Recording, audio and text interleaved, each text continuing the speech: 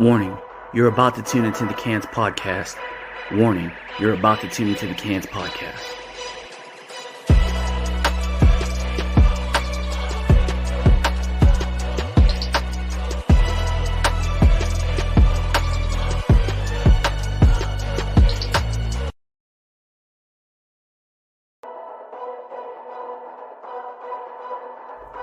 Warning, you're about to tune into the C.A.N.S podcast. Warning, you're about to tune into the C.A.N.S podcast.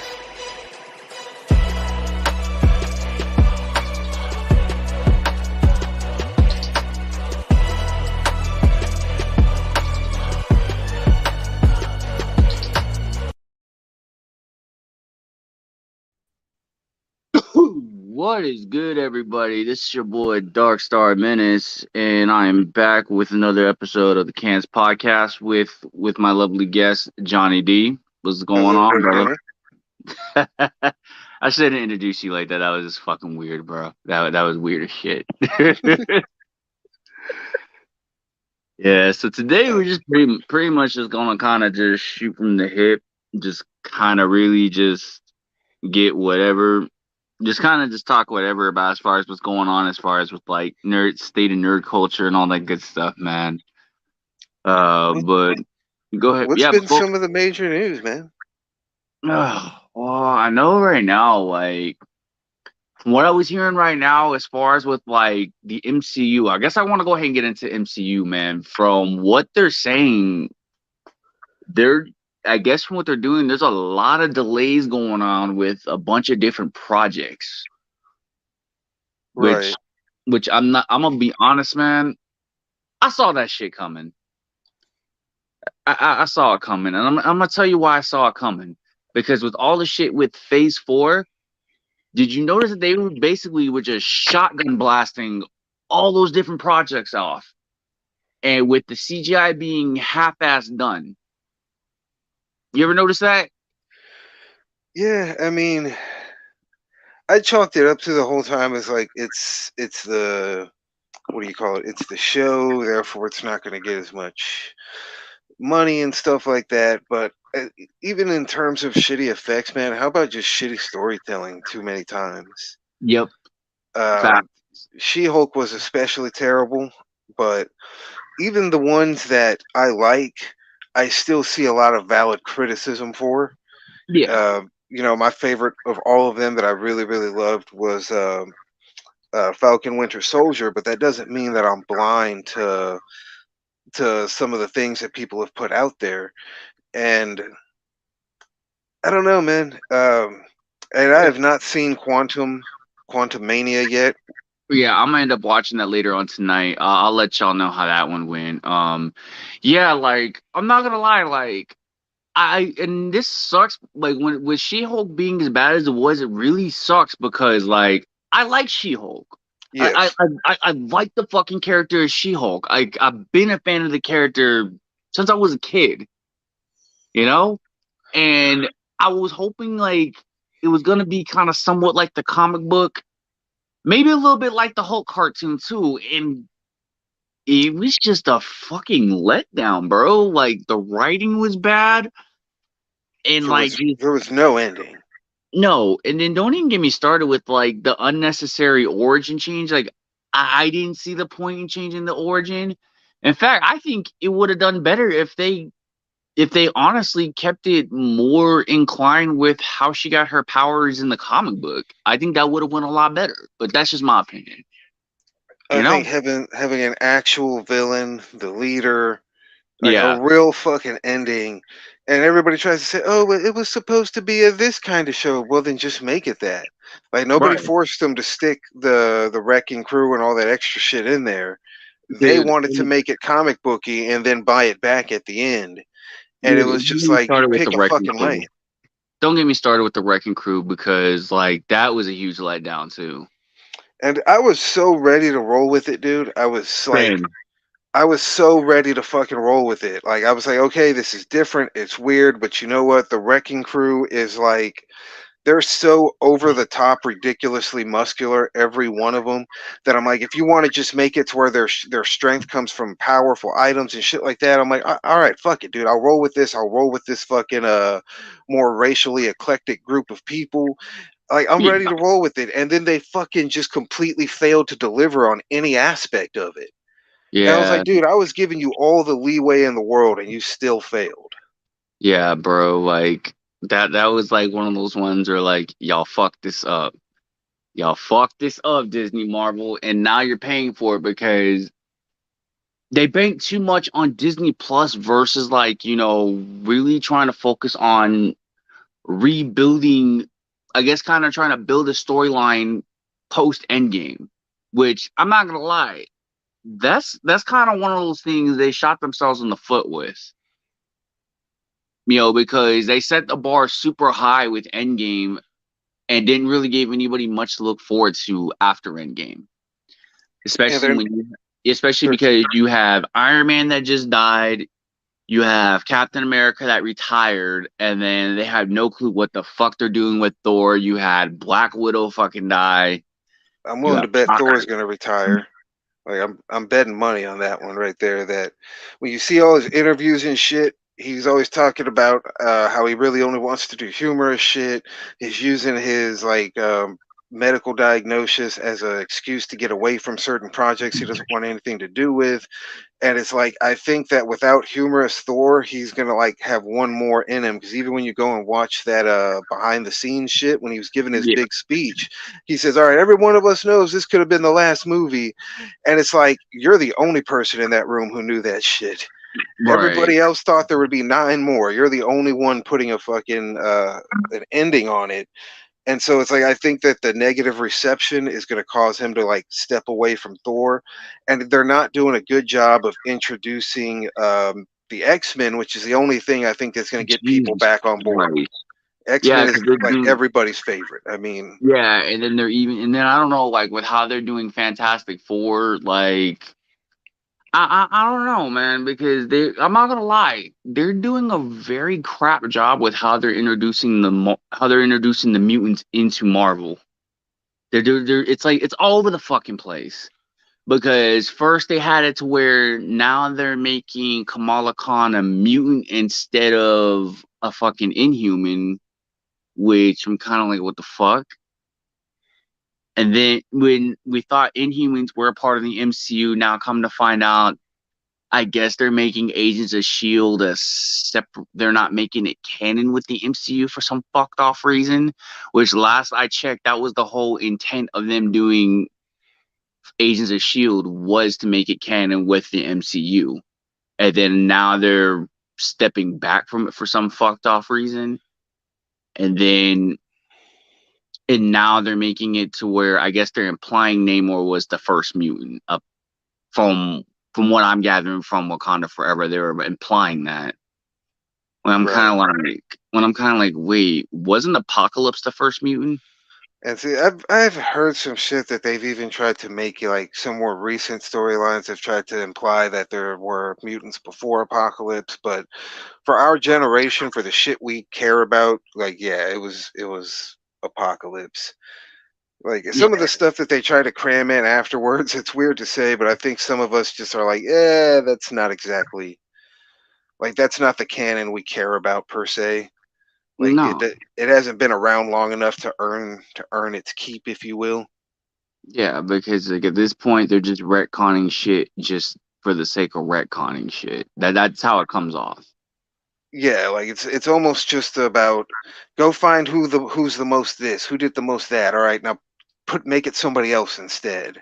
You Yeah, know, oh, was this yeah, person proven to be the fastest? Well, let's go make it this person now. And it's like, they're trying it's to not find a way done to. with good rhyme or reason, I don't think.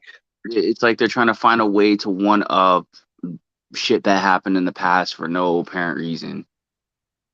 It's like it's basically they're just saying, let's just fuck legacy, fuck history, let's just do our own shit and just shit all over, the classic shit and say our shit's just better just because it's fucking better. You know?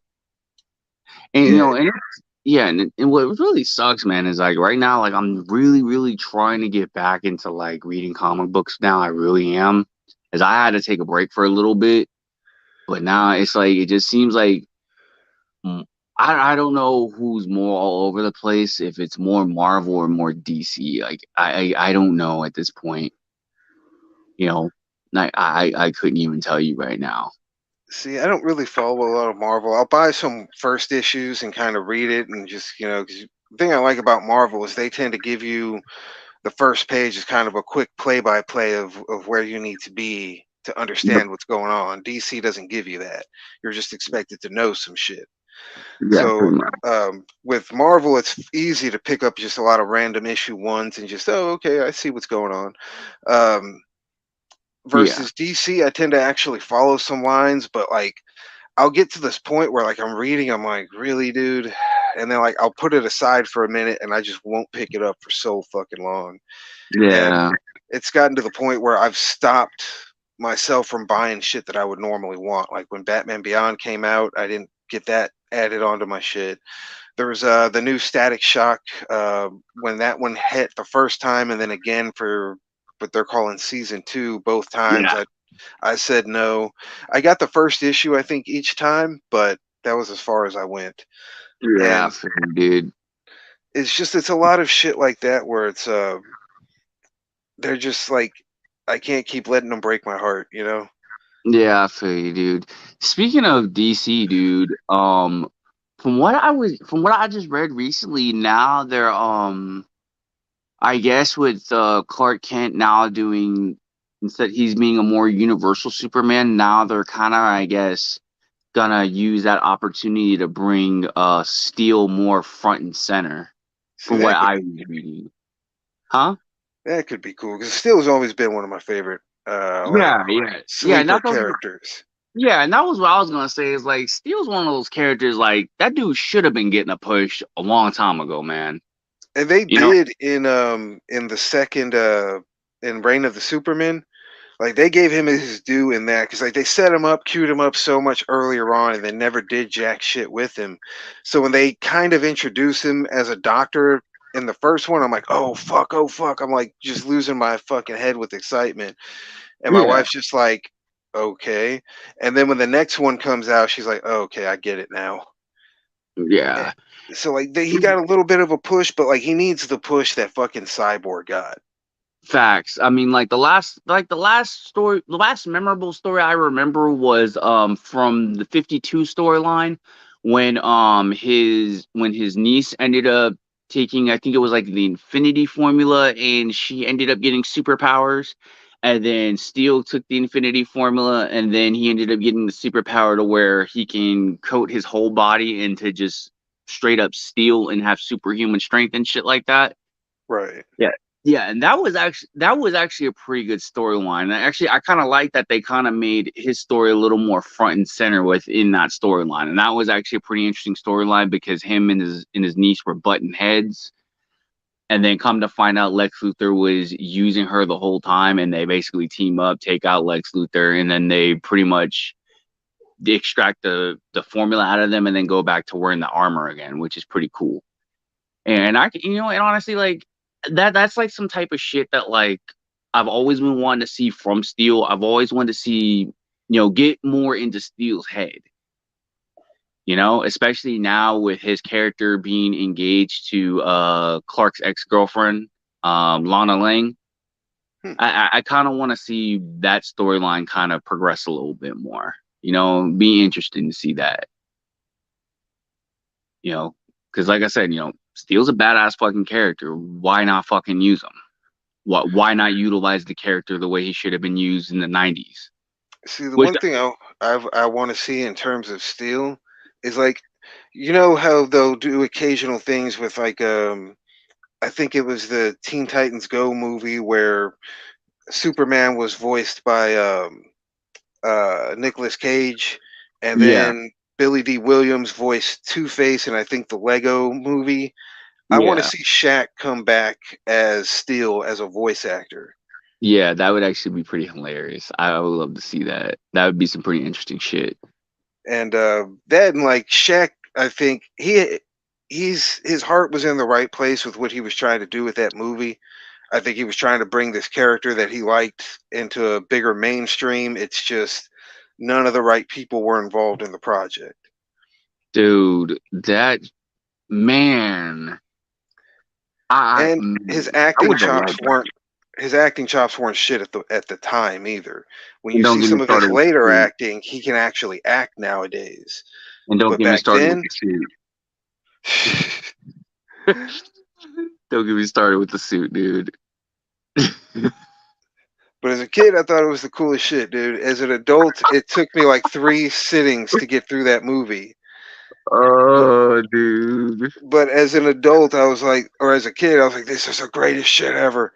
And Right. just the fucking the ridiculous hammer and shit. I was like, this is fucking awesome. And as an adult, I'm like, some versions of this are awesome. Yeah. Yeah, I feel you on that. And then also, you saw the new Flash trailer, right? No, You I've haven't seen I don't really watch trailers for 2 reasons. One, if it's something I'm gonna watch, I'm gonna watch it, and so I don't need the trailer. It's just spoilers to me.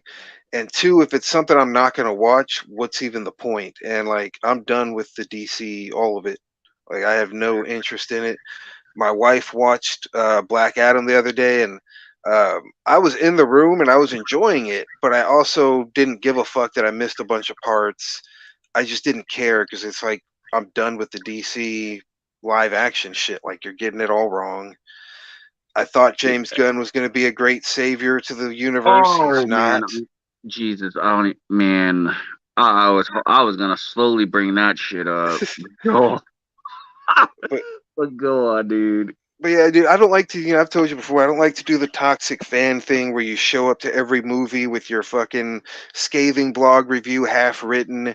It's like if there's enough negative shit in there to where I feel like I can't leave my baggage at the door, which is my usual thing. I throw my big nerd fits like everybody does, and this is wrong and this is stupid, and I flip tables and I do all that. But when I go to the movie theater, I leave all that baggage at the door. I go in and I go for the ride. Yeah, Um, I that's what I had do a too. I had a lot of problems with like the 3 new Star Wars movies, but when Yep. I was in that theater watching it, I didn't let none of that go with me. I just went for the ride, and like I had a great time watching all 3 of those movies. Afterwards, when I started reviewing shit, I started having issues, but I went for the ride, and I feel like if I can't do that, then I'm just going to be a toxic fan, and so I leave it alone. And when it comes to the DC stuff, I feel like I'm only capable of being a toxic fan, so I just walked away. Yeah. Hold on a second, man. Yeah.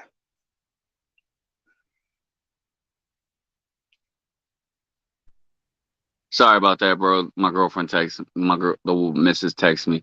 Anyway, but yeah, bro, I feel you on that. Like, that's why I didn't go watch the third Star Wars movie because honestly, I already knew. Like, I was disappointed with the second one, so I didn't even bother going to watch the third one because I already knew if I went to watch the third one, I would be hate watching it.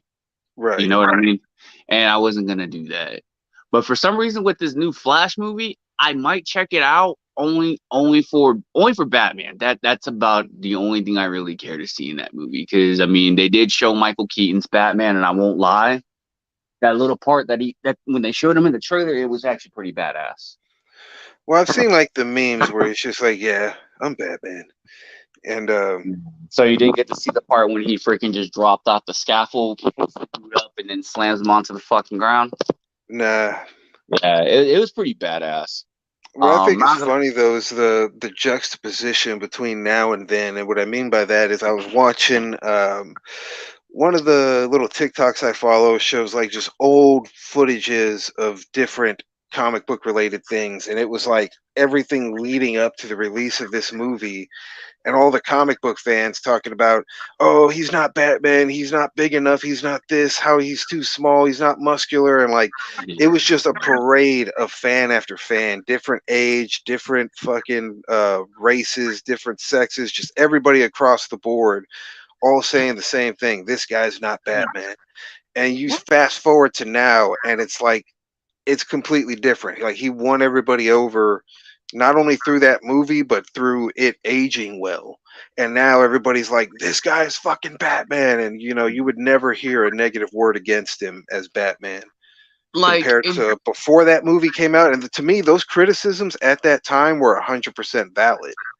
yeah, they're And it's just valid. like, but I mean, that's him, and the storytelling won everybody over. And Yeah, the fact that it holds the test of time in yeah, addition to and that that. was the only reason. That was the only reason I watched like Michael Keaton Batman's because of the storytelling. The storytelling was fucking awesome. The acting was phenomenal. I didn't give a fuck about that shit about oh he's not tall enough, oh he's not muscular enough. Like I didn't give a fuck about that. Like we all know Michael Keaton's not that fucking tall, but he still played the fuck out of Batman. He still did a fucking phenomenal fucking job. You know what I mean? Right. Like, and it's just kind of like where people have their criticisms of. Let me give an example, like Robert Pattinson playing Batman, Right. and some people liked it, some people didn't. Me, I thought he was okay. Yeah, I thought he was okay. He was okay as Batman. Wasn't like to me, it wasn't the best, but you know, again, everybody has their own opinion. Like, I'll give you an example. Most people like Christian Bale as Batman. Me, I don't care too much for Christian Bale as Batman. That's just my opinion. You Right. know what I And mean? the movies were fine, but Yeah, yeah, the movies it's were in good. Don't regards to him, I didn't care for it. Yeah, exactly, exactly. That's just what it is. Like the story was freaking awesome. I thought he was. I thought when he was Bruce. I thought he was better when he was Bruce Wayne. But for some when he played Batman, to me, it was just cringe. But again, that's just my opinion. You know, And like some people. one of Some the people like stories him. behind Oh, go ahead, the my bad. Go but the ahead, bro. story behind how he got that voice, dude, it makes me so hard to take him serious because like apparently he threw a big screaming tantrum over the fact that he had to provide two different voices for this character, which like any fucking voice actor could have provided nine fucking voices, no problem. But he threw a fit. He did so much yelling that he threw out his voice, and that's how he discovered the Batman voice. Oh And it's my. like, dude, I'm supposed to take this little Hollywood fucking fuck throwing a whiny fit seriously? Like you're fucking Batman, dude. Act like it. Or better Yeah, yet, just act like you have some common sense. Like those Bruce Willis types, when you hear the stories about how they are on set, dude, bro. it makes me not like them and not want to watch their shit. So it's like when I see anything with this dude, I just see a fucking a Hollywood bitch who couldn't keep up with a real man's job for more than a day. You know what I mean? And for Like I me, and couldn't see this guy working on an assembly line. Like you're too weak for that. no, and for me, and that's why I like Ben Affleck as Batman. Like the dude kept an open mind the whole time while he was on set. Didn't bitch. You don't ever hear shit about Ben Affleck bitching about anything with the Batman movie. If anything, he was always adding good suggestions for Batman. Right. You know what I'm saying? And not to mention like the whole voice changer shit was part to me. I like some people didn't like the voice changer thing for Batman. I thought the voice modulator was a genius idea. Especially like the thing is, you always have to differentiate your new guy from your old guy. So like Exactly. because him doing the voice, regardless of how I feel about it, it was still a very famous thing, well known thing, and so it's like we have to be different than that. You Yep. just and I can't think of a like same thing with like when they cast Ezra Miller, even though he was not racially the same. I'm like I'm gonna let it slide this time because the Grant, whatever the fuck his last name is, on the Yeah. Arrowverse, like he was killing it so much that it's like, dude, you can't have anybody that's anything like that guy. If they're anything like that guy, they're gonna get torn up. They have to be different for people to accept it because he's Yeah. just too good. Yeah. I don't know. It's just for me, it's just Ezra Miller was kind of cringe as Barry Allen. You know what I mean? Just for me, he's kind of cringe. Like it's I not that, never like I'm not even talking about the shit that any of that other shit he did in his personal life. Just even before any of that shit, I just thought he was kind of cringe as Barry Allen. You know? see. I get it, but like I said, when I was rolling with the idea of like, I don't want him to be too much like Barry Allen because this other guy is already the perfect Barry Allen. So Yeah. like don't my attitude was don't compete with that. Do something completely different. And that's what he did. And I was like, that's what works for this little universe. Because you're not going to Yeah. compete with that guy. He'll run circles around you. No, that's And facts. and that's why I was more willing to roll with it. But yeah, in the modern era, I feel like, especially when you look at like how Justin Roiland is being thrown under the bridge with like no hard evidence and just like nobody and not only are they not making defenses of him, they're making up stories that we can verify aren't true.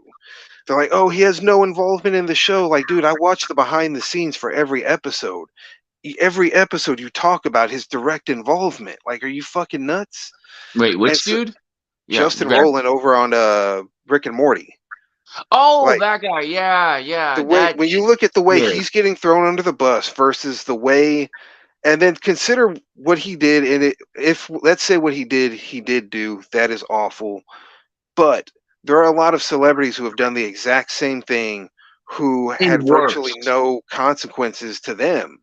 And Yeah. it's just like Dr. Dre, for instance, is one of the ones that was an abuser at one point. Um, Yeah, what the fuck is we his name? can't Mike speed past Tyson. that like that didn't happen. We definitely can't speed past that shit like that didn't like that wasn't a thing. So Right. yeah. Mike Tyson, the legendary country singer George Jones beat the shit out of Tammy Wynette. And Damn. his marriage after that went fine, but during the marriage to her, he fucking brutally beat her often. It was terrible, man. And Yeah. and it's not to say that that shit should be forgotten, but the man he became once he sobered up, ended up with his next wife, was a completely different George Jones. And so I don't feel the need to go and shit on this man's grave when he did so much for country music and he got his fucking shit together. And you know what? I'm And gonna say this, man. But before you go on, I gotta say this, man. Like, I feel like motherfuckers are just disrespectful as fuck nowadays. Especially after somebody fucking dies, people want to start saying, "Oh, he's a bad person because of this, that, and the other." It's like this motherfucker just died. Like, have some respect for this person's fucking family. You know? especially after like when they tried that shit with Kobe, Bro, I where was pissed with that shit. I was like, man, y'all motherfuckers ain't shit for bringing any of that crap up because y'all tried to bring up the whole thing. Oh, well, he cheated on his wife and whatnot. But you know what? They moved past that shit. Both him and his wife moved past that shit. At the end of the day, that dude was still a badass fucking father to his fucking kids. So mm, anybody that had anything to say about Kobe after he fucking died, fuck you. You ain't shit. There well I said. the other thing too is like I forget who I saw said it where they were like, where were you all this time? In other words, Right, so like my thing is with when like Michael Jackson died back in whatever the fuck it was, I bro. I've been thinking Michael Jackson was guilty from the beginning. I've never shut the fuck up about it. So I didn't feel any compulsion to stay shut up about it when he passed on because it's like I've always been that guy. Right. Versus if you suddenly jump on it, you wait for them to die, and now all of a sudden it's this, that. And it's like, where have you been? Why is it you're doing it now just to feel some kind of special over shitting on this man's grave so that you can feel like you're better than other people who are mourning him? And it's Right. like that, Like, dude. Like, who does that shit, man? and it's a modern fucking thing, dude. Yeah, Um, like, I'm really noticing that it's becoming like a trend now. what's the new one? That's the fucking the you're transphobic if you buy the new Harry Potter game, right? And here's Oh the my funny thing god. about that. I got to say this, and I made this point to my friend No, the other day. do it, do it. I said it's only on Switch streaming things, stuff like that, the young people stuff, because Lego puts out new Harry Potter sets each and every single year. And the thing is, Lego is it's a very funny thing. When you're a kid, you're into it. Then when you hit your teenage years, you're out of it. And then you come back to it later as an adult. And so all the people Bro. who are like all the adult people who are into Lego are like guys my age and older, What? and there's no controversy about anytime you buy a new Lego set, you build it. Nobody's in there on your fucking TikTok. Blah blah blah. You're transphobic. Like I post all kinds of Harry Potter Lego stuff. Nobody cares. Everybody else does. Nobody cares. But when it's this young people's game, when it's video game streaming, there's suddenly an issue. So it's like right away you're seeing that it's young people who are very involved in internet culture versus old people who just like doing whatever they like doing. And the other thing I have to point out, has to be pointed out, is J.K. Rowling has gone on and off the Forbes list more times than anybody else because she gives her money away to charity. Right. Like her money that she needs for the rest of her life is set. It's in a bank. It's under it's guarded by fucking trolls and shit. Like her money is fine. You cannot hurt her. All that new money from revenue that comes in, she donates it because like she was abused, so she donates it to women's battery shelters. She donates it to feeding hungry children. At one point, she spent a lot of time helping LGBT communities. I wouldn't blame her if she stopped that as of Right. late. But Yeah. she I was gave her gonna say the same thing. she gives all her money to great fucking causes. So that's what people are really complaining about, is that money's going to go to a woman's battery shelter because JK's already got her money. Yeah, dude. Like, and anyway, and I'm still trying to even figure out what the fuck she even said that even made her transphobic. Because, like, dude, like, even a couple of my friends that I know that are trans are even kind of like, what the fuck did she say? And I guess, like, I don't know. I guess somebody looked it up and they're like, what she said wasn't transphobic. She was 100% in the right. Because a Like, lot of it is because she I didn't just, back down. That's what happens. Like if I mean, you, honestly, and I respect her for that. I respect her a lot because she's standing on her shit. And you know what? Dude, I gotta respect that. I gotta respect somebody that stands in their fucking square. When they say something and they don't back down from what the fuck they say, I gotta give them their respect. especially when they have ground to stand on. Some people will do it and they Exactly. don't have ground to stand on, and they shouldn't be doing that. Right. Versus if you feel like you're in the right, same thing with Chappelle. If you feel like you're in the right, stand your fucking ground. And when and that's the problem, is that because they stood their ground, people said, no, you're transphobic. And what that basically means is if you don't toe the party line, you're transphobic. Yeah, And there are and certain honestly, at that things, point, mm, about the way you treat people, the way you what you call them, stuff like that, that it's like that's not up for debate. yeah, Act and at right, that point, that's why. treat your fellow humans with the respect you want to be treated. Because like if I see somebody Exactly. misgendering a trans person out in the public, I'm just gonna start misgendering them. Like I'll walk up to a grown man and call him a little girl real quick, Yeah, because I mean, just to deliberately disrespect yeah, somebody. bro, facts. And I honestly, man, that's where I gotta draw the line, man.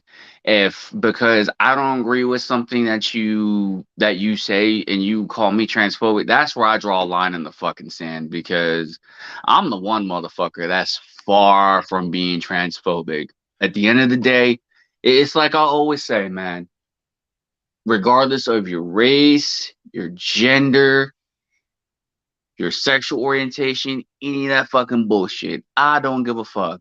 If you're a cool person, you're a cool person. If you're a shitty person, you're just a fucking shitty person. Being a shitty person doesn't have a freaking face, doesn't have a race, doesn't have a freaking sexual orientation, sexual identity, none of that shit. Being a shitty person, you're just a fucking shitty person. At the end of the day, man, that's how I look at it. Like, fuck all this stupid shit where we gotta start putting ourselves in a fucking box, bro. That type of shit I'm getting sick of because it is getting to the point where I've noticed it, and I'm glad a certain celebrity said it. That shit hinders the fuck out of us. Like, you limit yourself when you start putting yourself and other people in a fucking box. Like, you're limiting yourself when you put yourself in a box. Yeah, You know? and it's weird. Everybody wants to play the marginalization game these days, where they're Dude, it's not the marginalization games, it's the victim Olympics. That's right. what it is. It's that's But really the like thing let's is, just call it what the it more is. marginalized, the more victimized you are, which is very Yeah. silly to me because, like, there have been times, man, I'll sit there and I'll listen to people talk about their trauma and their childhood shit, and it's all, it's bad, and I understand it. But in the back of my mind, I'm like, dude, I went through so much worse. Like, if this is the worst that your life presented to you, you were fucking blessed.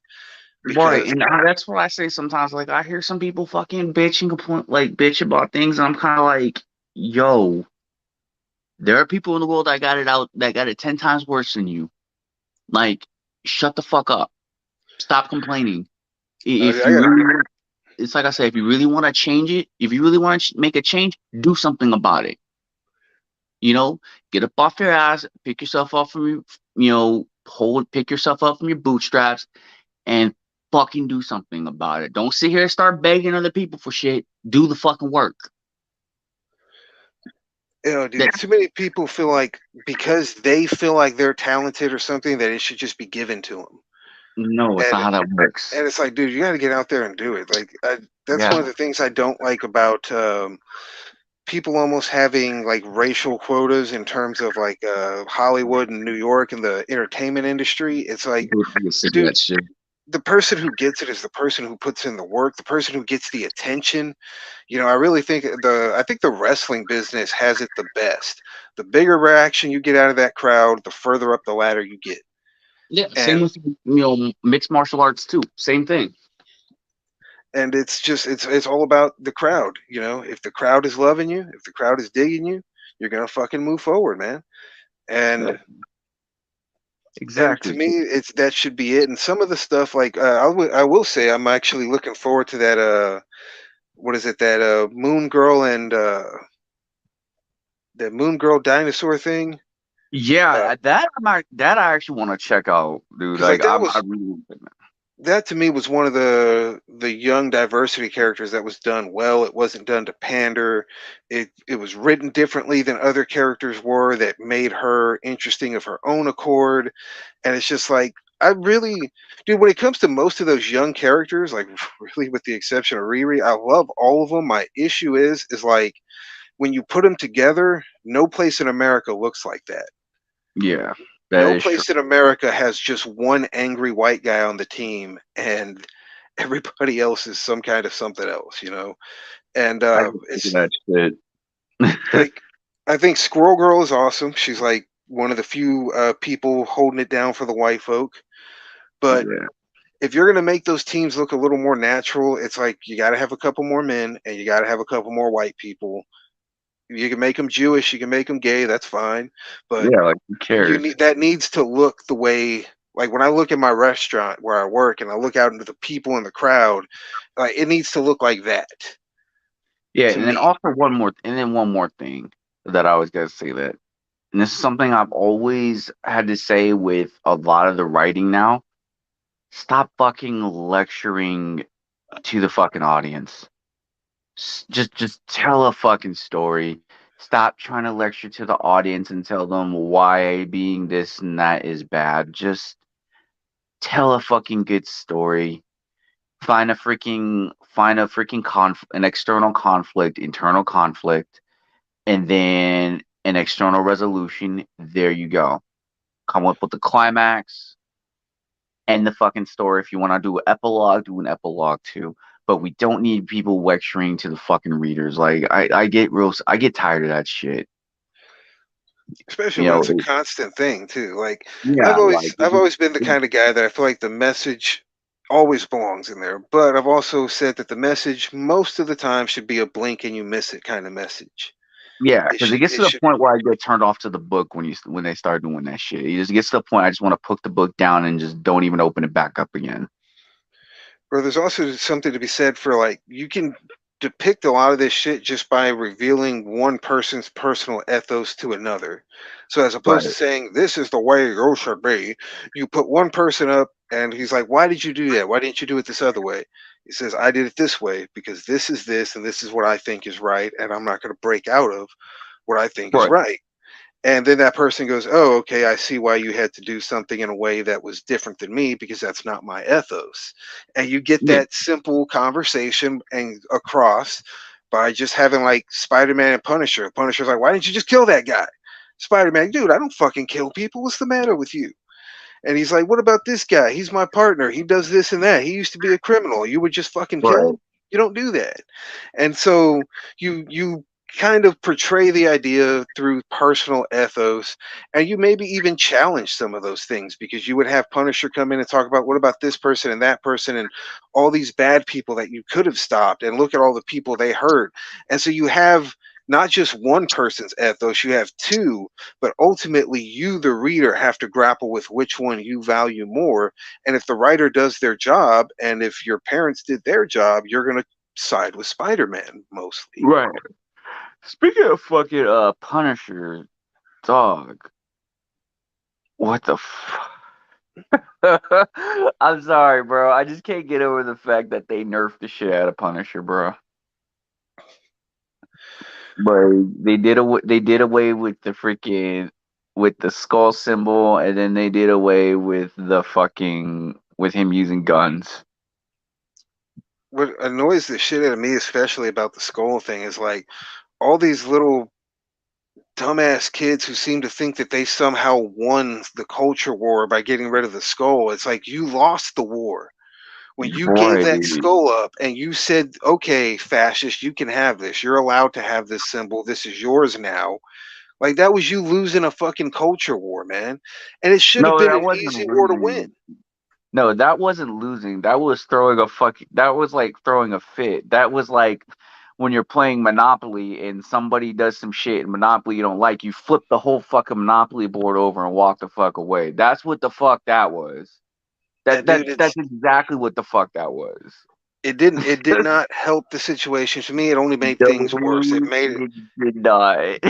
it empowered those groups who choose to misuse that symbol. Right. All you did is you just gave them fuel. Like, who does that shit? Especially when, like, dude, damn near every actor who's ever played the Punisher has come out against these guys, the creators, the active writers. Like, it Yes. would have been so easy to wage a campaign, a very simple internet campaign, where you just put all these quotes of all these guys out there, and you could have had it back, but instead they rolled over and said, "No, you can go ahead and have it." I'm like, so now you're just, to me, you shouldn't let fascists win. Nope.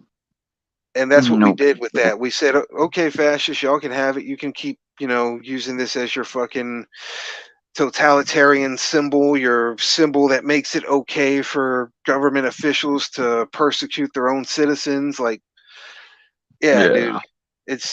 it's fucking mind-boggling to me that so many people actually think that this was a good idea. No, that was stupid as fuck. It's like, dude, no. Dumb as fuck, man. I don't know, man. I don't know where some people's fucking where their minds are these days. Like, I don't know. I'm just at the point where like there's just some things I just turn my brain off to at times, you know? Hmm. Because it just gets to a point where it just becomes too much cringe to where even I fucking overload and I'm just like, man, I'm fucking done. I'm done with the bullshit. You know?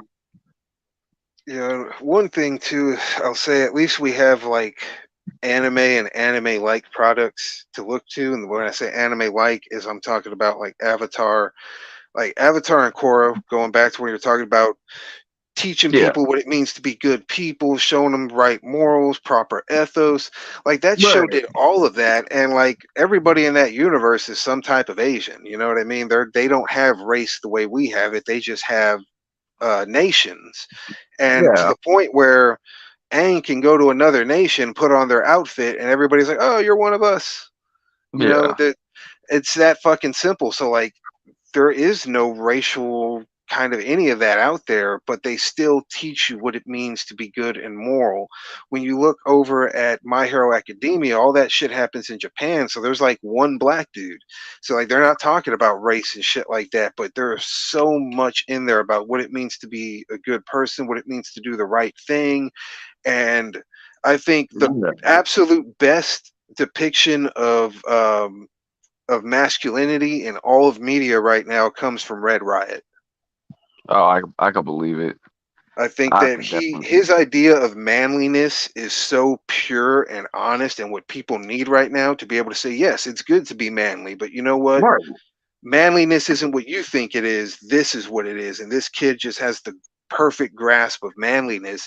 And it's teaching all these kids all across America what it means to really be chivalrous in a way that comes from your heart. Some people are chivalrous because it's like a fake shield. You know, you act a certain way in order to project a certain thing, and then Yeah, when the yeah, I know woman what you're talking about, insults man. him, suddenly he calls her something ugly, and it's like, well, obviously you don't mean it. You know what I mean? Um, so like, yeah, dude, you don't have to always bring up these things so directly, racial things and all this other stuff so directly, because here are these two universes that don't do that, but have so many great morals to turn around and teach kids. Yeah, hell, I'm watching one anime. Yeah, I mean, facts. Like, hell, I'm watching one anime right now, that's actually to the point where it's not even really giving a fuck about race. It's more about humanity banding together. I don't know if you've ever heard of Records of Ragnarok. I just started it a couple days ago. I'm almost done with it. I think I'm like three more episodes before I'm finished with the second season, and then I gotta wait for the third season. But anyway, what it's about is you have all the gods from all over the cosmos. Of course, you got Zeus, who is basically in charge of all the gods. You have Odin, you have Shiva. Basically all the gods. From different mythology.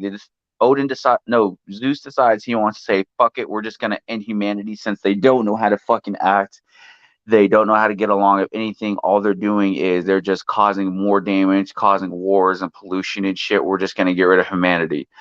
And one of the Valkyries, not only does she stand up for humanity, but she issues a challenge to the gods that they basically gather their best warriors to fight the gods in a tournament. You know?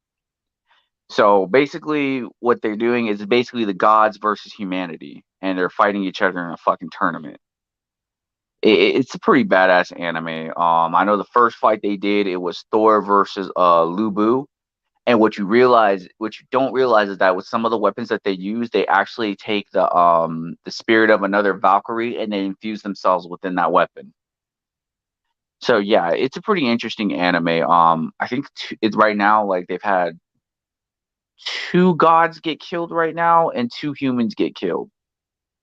And right now where I'm at right now, it's Shiva versus this sumo wrestler, like this big time sumo wrestler from back in the, I want to say, the 1800s.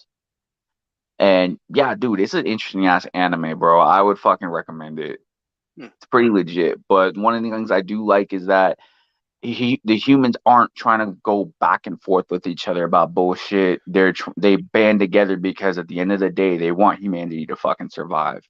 They want to prove the gods wrong that we can freaking get along. We can make society work. You know what I mean? And Mhm. I just wish comic books would write more shit like that, to where you're having humans band together to fight against some greater evil, or find like some common cause to fight for. You know what I'm saying? Right. And yeah, because those messages just fucking they resonate better, they work better, and it fits the story. You're not being lectured at. Right. Like what was that fucking? I forget. It was a volcano movie, and like there was this fucking cop, and he was a racist or whatever, and then like they were trying to. There's a scene where they're trying to move these barricades in order to get the lava to go a certain way, which does not work in real life. And Yeah. all of a sudden, like all these like kind of gang member guys come out and help him, and there's just that little moment where he kind of looks at him like, thank you, and it's like it's a very simple little tiny scene in a big movie that kind of gets the idea across of like, yeah, these motherfuckers that you're looking down on, they could be the one that save everybody's ass if you give them the Yep. opportunity. And it's That's a that. simple fucking, just tiny little thing. It doesn't affect the whole story. Yeah. You could remove that from the movie and it's still the same fucking movie. Yeah. And it's like, dude, that's the shit that works great. Put the story first and the rest will follow. Yep. Exactly. But at the end of the day, everybody feels like they want to be some type of savior, and they want to get their message across. And if you don't agree with them, then you're some type of istaphobe or whatever. And I'm just Right. like, dude, I'm over that shit. Like, at this point, you can call me whatever the fuck you want. I'm gonna stand on my fucking sword on that shit. I don't give a fuck. Like, if you don't agree with my views, cool, whatever. I don't care. I'll still fuck with you regardless, because I'll be honest. I'd rather chill with people that I don't agree with 100% versus people that agree with literally everything that I that I speak on. You know what I mean? Right. Like, nah, I can't do that shit. Like, I don't want somebody that's gonna be 100% in agreement with everything, man. Fuck that bullshit. Nah, I like we gotta be able to disagree on some things. If we can like, for example, my girl, we don't agree on everything. You know, we have some shit we agree on, and then we have some shit we disagree on. But at the end of the day, that's cool because at least we can find common ground on shit. You know what I mean? There are, to me, there's a limit, like especially during the Trump administration. I lost a few friends, and not even just all of them Trump supporters. I lost some Trump supporter friends, and I was just like, your belligerence is too much. And then I also lost some friends on the other end who, like, this was like when the governor things here in Texas were happening, and they were just all over Beto O'Rourke's nuts. Or I think this actually went back to when he was running for Senate or some crap, and I was just like, I think it was the gun issue, just their complete refusal to hear any common sense. I was like, to the point where I was like, you're so belligerent that you won't even let somebody talk for 30 seconds before you cut them off because you feel like you're right. Don't And get me started with the gun shit, bruh. and again, like, you can even disagree with me, but it's like if you're when I'm trying to have a discussion with somebody and they keep cutting me off and not allowing my point to be fully made because they just want their point to be made, it's like I can't deal with you. It's like Yeah, I no, talk, you talk, I talk, you talk. That's how it works. Not I talk, you talk over me. That's yeah, just that's just disrespectful, and annoying. I lose patience with people like that, and I lost friends because of shit like that. And a lot of Yep, it, not, like I said, not all of them were Trump supporters, but a lot of them were. I was like, dude, I understand. What was it? Popovich said, "There's nothing wrong with their values, but you chose the wrong vehicle for it." I right. understand all the conservative arguments just fine, but why are you Yeah, choosing this asshat to do it? yeah. No, no, I agree. Because I mean, how I am is like this, man. Like, I don't agree with either side Right. because there's shit that conservatives say that I wholeheartedly don't agree with. Just like there's shit that liberals say that I don't wholeheartedly agree with. And I'm open about that shit. Like I got no issues being like, you know what, I don't agree with that shit. Like, fuck's wrong with you? You know what I mean? I got Right. no issues. I got no issues with vocalizing that shit. I mean, come on. If you've not seen my Instagram or my Facebook, you would know I don't agree with either side. I just don't because both sides be talking out of the side of the neck half the fucking time and contradict themselves. Hmm. You know what I mean? And not only just that, but there really are like, certain viewpoints that like I don't agree with 100% on. I got to give some pushback on it. And then there are some times when, like, you can tell it's just internet talking points. When I forget which one of the guys here from Texas said something like, and we're going to protect trans women's rights for abortion, stuff like that. It's like, but that's not the trans person that has abortion. It's trans men who do. And so it's like you. Yeah, I So it's heard that shit, and I so was like, yeah, what it's the just fuck? like, dude, you're talking, yeah, you're legit talking out of your neck. You don't actually give a shit about these people. It's just talking points for the internet. And it's Yeah, just like, if you really gave a shit, you'd know more about their people, you'd know more about their struggles, and you would understand that people with penises don't have babies. right. And that's like something like I just don't know why people don't 100% understand. Like I don't know, man. I'm already at the point when it just comes to that shit. At that point, I just let people fucking talk. That's usually what I do at the end of the day, because it is, bruh. It just sucks when it's our politicians, you know what I Yeah. mean? Like, Yeah, and it's one thing when honestly, it's a random asshole off the street. All right, cool. But when it's a politician, like, you're supposed to be our guy. yeah, you're supposed to be somewhat educated on the shit before you speak on it, but it clearly shows you don't know jack shit about what the fuck you're talking about. It's kind of sad, and what makes it even worse is that you have people you hire to research this shit for you, and they somehow, with all this money and all this research they could have done, they fuck it up that badly. Like the fuck. I don't know anymore, man.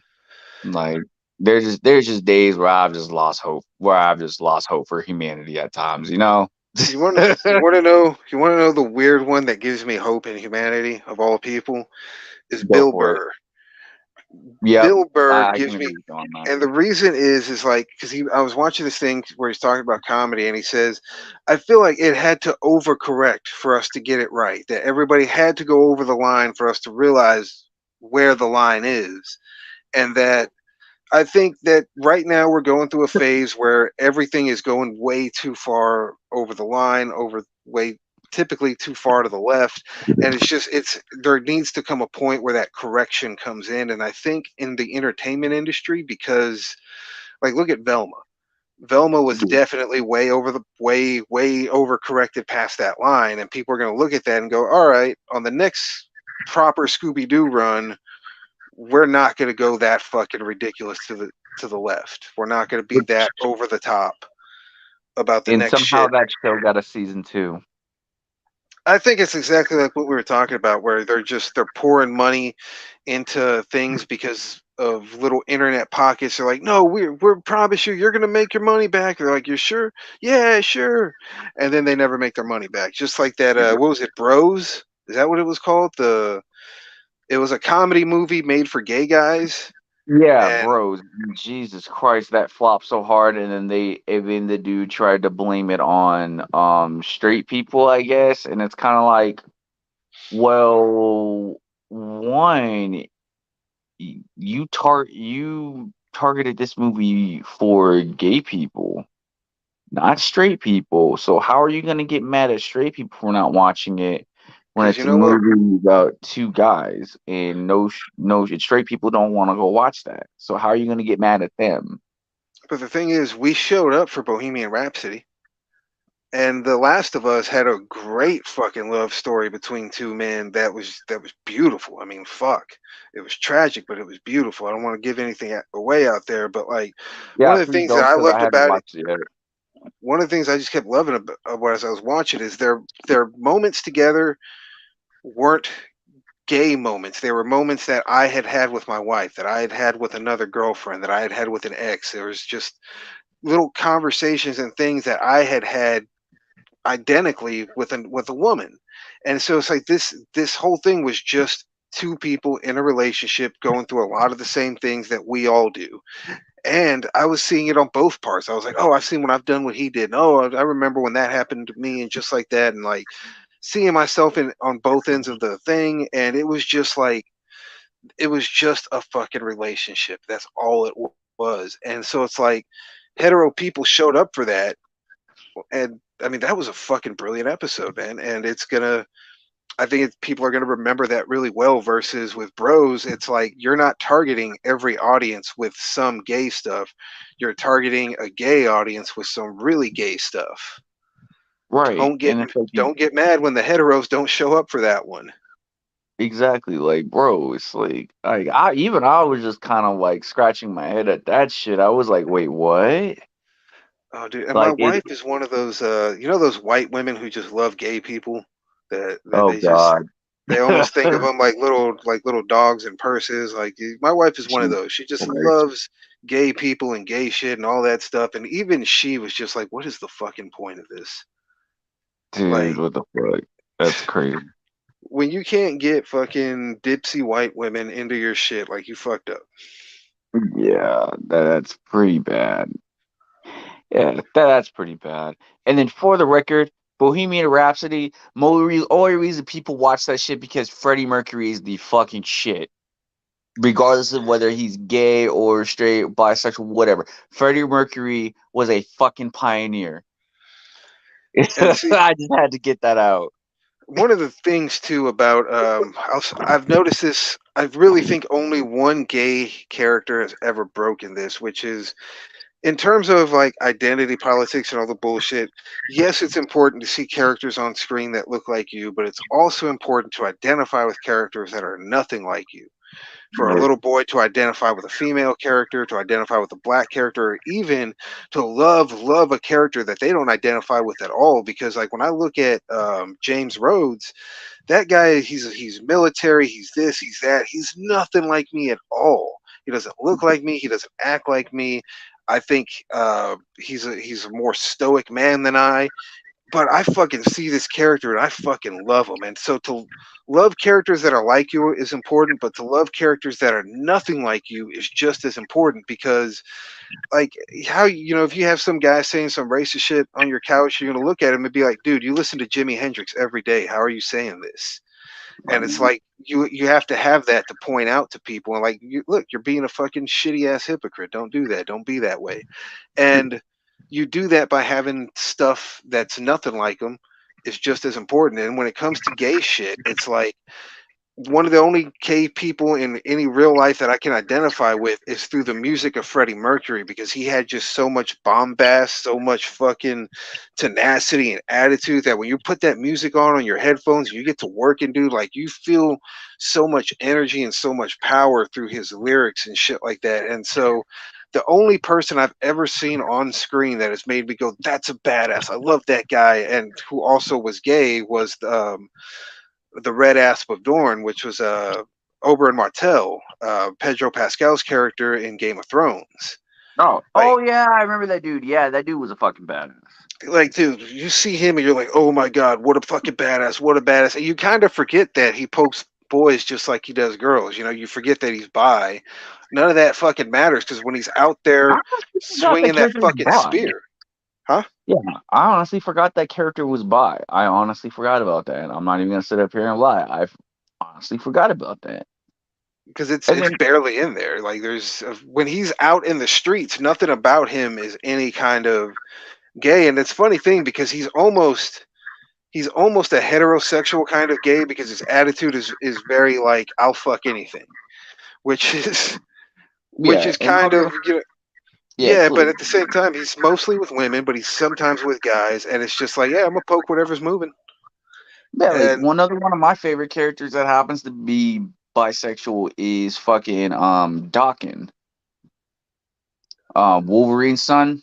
okay, Yeah, dude. Yeah, that dude is fucking. He was fucking badass, dude. Like, not just the fact that he was trying to kill Wolverine multiple fucking times, but it was just a simple fact that he stood on his shit.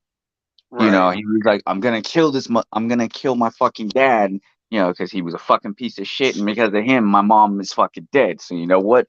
I'm gonna take all my anger out on this guy, and I'm gonna find every way to make his life a living fucking hell. Sure enough, he freaking stood on that shit and gave zero fucks about the fact that Wolverine was a lot faster, a lot stronger.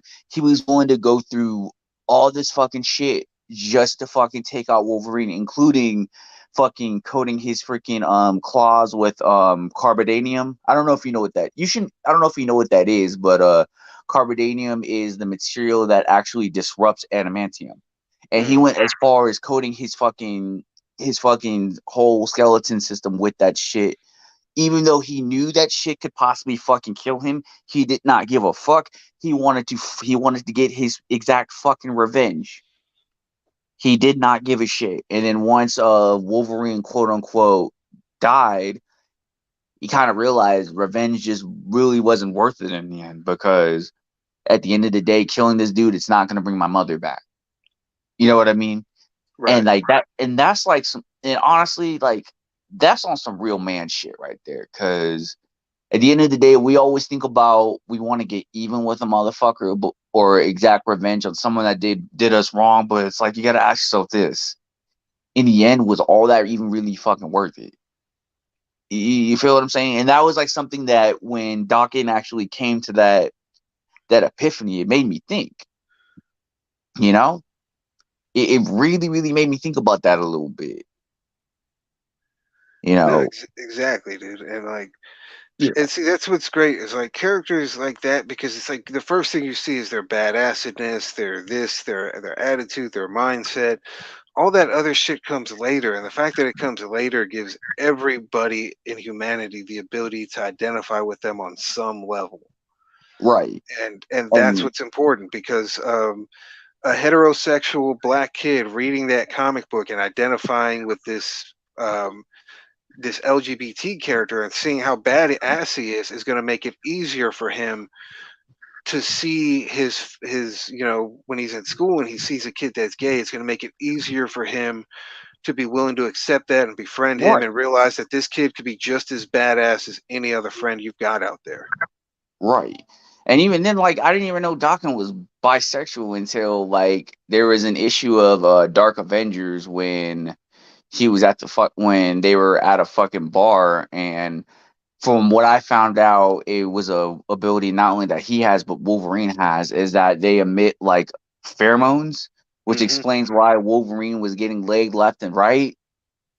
And what happened was he was able to expel the pheromones, found out he was able to control the shit, and he used it to manipulate fucking Bullseye, Mm. and ended up making out with Bullseye.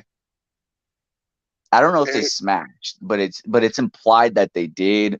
I don't know 100%, but it's implied that they did. But that was actually when you found out he was bi. That threw me off for a second. I was like, wait, what the fuck?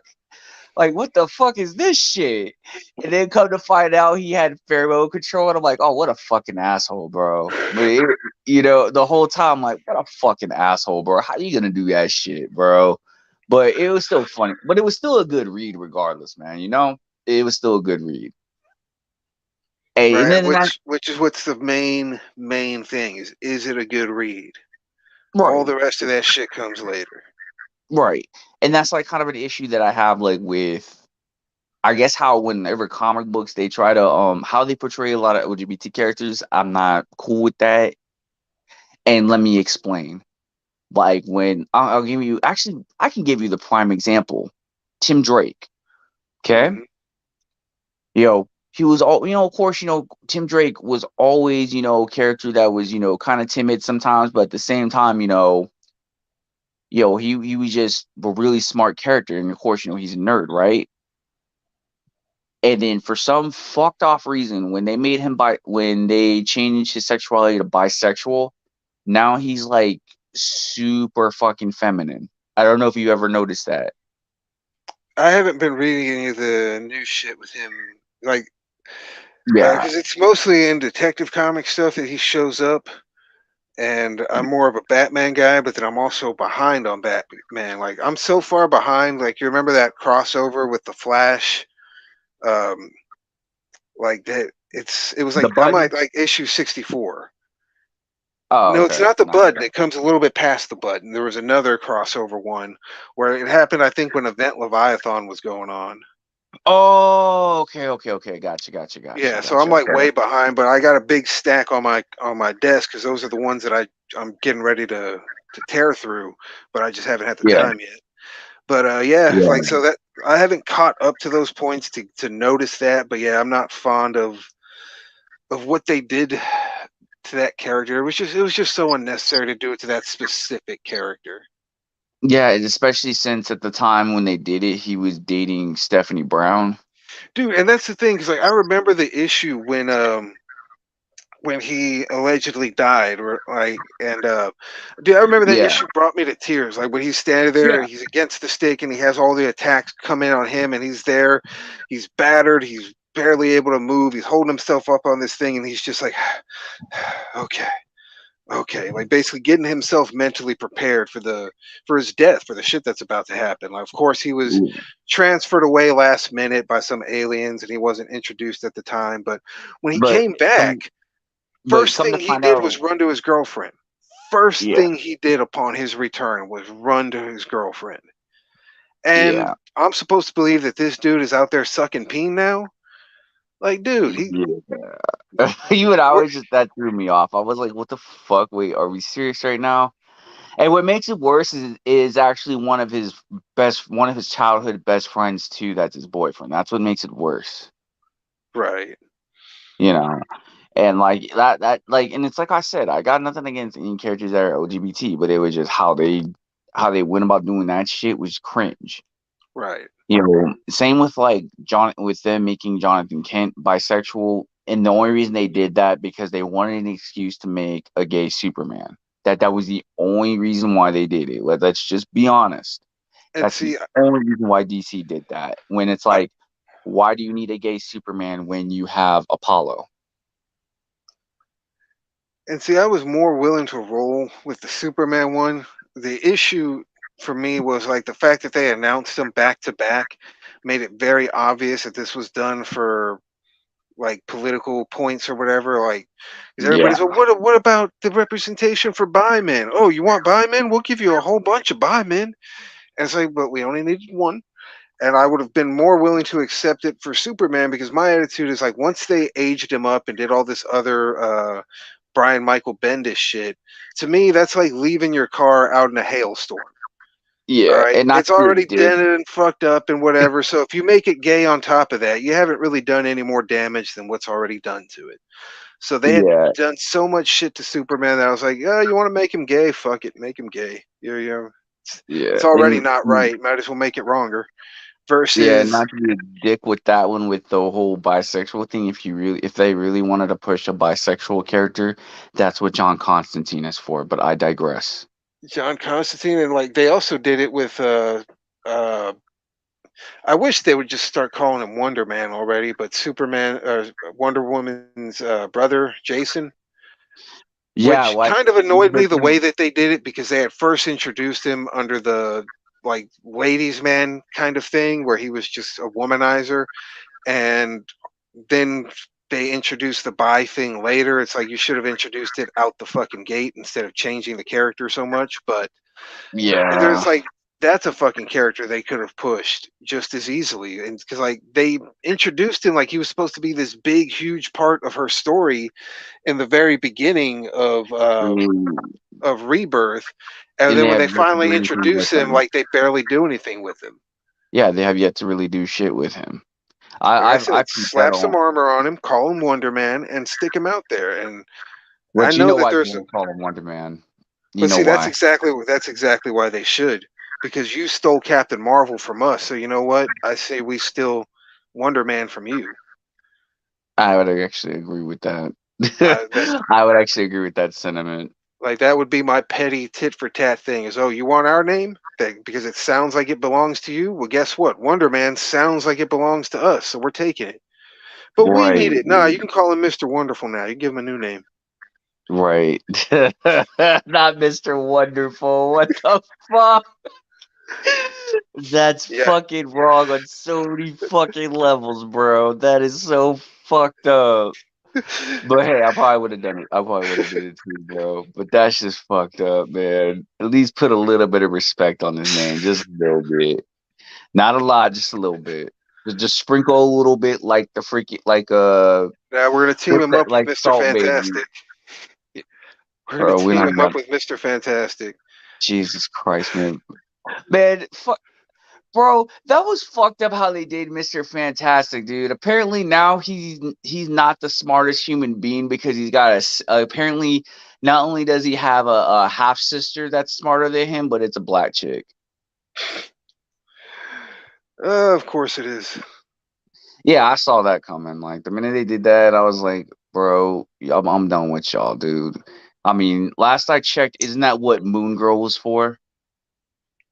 And Because oh, dude, on my time hop, this showed up. It was this great statistic of last year's Super Bowl commercial. Somebody went and check the race of each and every single actor in that the entire fucking Super Bowl thing and compared it to the actual statistics for real life. And it's like Native American and Asians were pretty much right where they needed to be.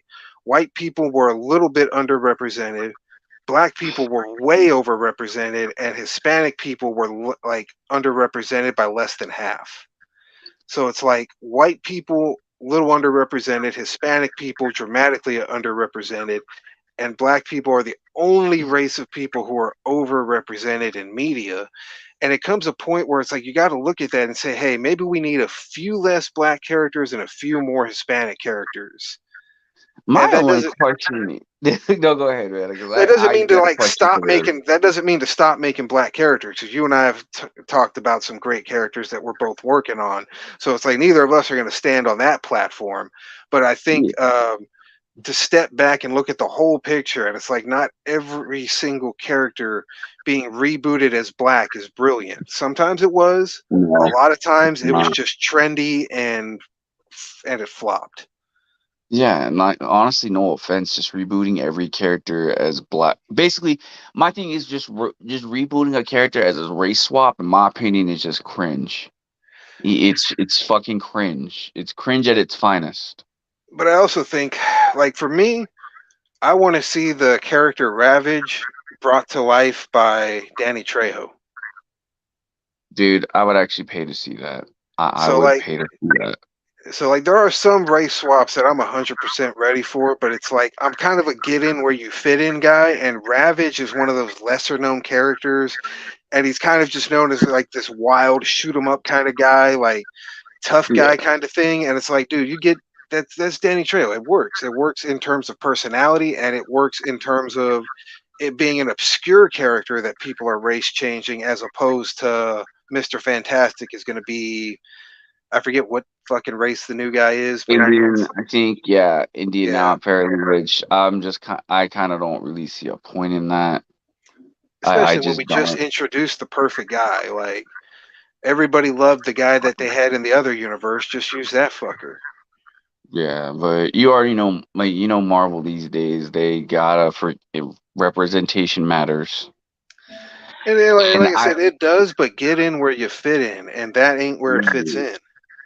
yeah, nah. Even I'm kind of like, don't get me wrong, like I get for me when it comes to representation, like again, that's just how I am too. Like it's really just get in where you fit in. You know what I mean? Like I'm not a firm believer in just you know intentionally doing it just to send a message. Like I'm not one of those people where I'm kind of like, oh, we have to do this because it hasn't been done, so we have to do it because it's the right thing. No, no, because that's not real diversity at that point. You know what I mean? Yeah, it's pandering, It- which yeah. I don't need to be pandered to. No, if you fucking pander to me, I'm gonna fucking cuss you the fuck out. I will cuss you the fuck out because I don't do that pandering bullshit. Like I'm not for that. Like, get the fuck out my face with that pandering bullshit. That's what I always say. Like, you want to pander to somebody. Don't take it elsewhere. Don't bring that shit over. Don't bring it over here. Unfortunately, 'Cause- I think there are some communities, that enjoy being pandered to. I think that the gay community largely enjoys being pandered to, and I think there are a lot of aspects of the black community that enjoy being pandered to, I'll versus I'll even have to agree with that. like Uh, with the Hispanic community. I think the big juxtaposition is going to come in from Little Mermaid. I think the black community is going to embrace that, but when Snow White comes out, I think the Hispanic community is going to look at that like real suspiciously. yeah, Well, I think they're gonna give it the side eye. yeah, it's going to give it the oho. Yeah, they're really gonna give it the evil eye. Like there's no ifs, ands, or buts around that shit. Because even I'm kind of cringing at that shit. Even I'm cringing at that. And it's like, dude, there's so much fucking room for diversity in a way that doesn't fuck anything up. Like, I got to thinking about how they're going to make. I hope they're still going to do it. I haven't heard any news on it, but they were thinking about turning the Black Cauldron into a series and like spreading it out over. I think it was supposed to be 5 books originally. And Yeah, it's like when you're talking a journey that big, you don't need either of the two main characters to be racially changed for you to still have room for huge racial diversity. Because you still have the main boy and the main girl, you make them white, but when they go on their journeys, they're going to run into 1,001 people, different creatures, different thises and that's. And that's where you get to move all your people in and have all your fucking your stuff. Same thing with they were talking about, and here's where I'm a little sketchy because originally the new director of the Wizard of Oz reboot was supposed to be doing a Wiz reboot. And then yeah, it got transferred into a Wizard of Oz reboot. And my thing is, if Dorothy from a girl from Kansas, which is a largely white state, is still a little white girl, then damn near every single character in that movie can be something different and it still work. Especially like Childish Gambino to me should be the Scarecrow yep. because I can see that. he dances weird, and that's what made uh dude at the Michael Jackson time. working Wiz. um, even going all the way back to the original Scarecrow, what made him so Yeah. well known is like his weird, very strange dance moves that nobody else could do. And Childish Gambino dances really weird. He's kind of a stringy guy. He sings fucking great. Like that to Oh me yeah. should be the Scarecrow. Yeah, I wouldn't even have an issue with that, honestly. I would be like, I'm all with it. And I'm so for the kids. you can get a huge racially diverse cast in both of those, that movie and that series based on those books, without fucking up the main character in any way. Yeah, I'm a firm Whether or not believer. they'll do it right, who knows? But it's there, dude. It's like it's not like it can't be done, and it's not like I'm against reboots and shit like that. But it's like, dude, have some taste.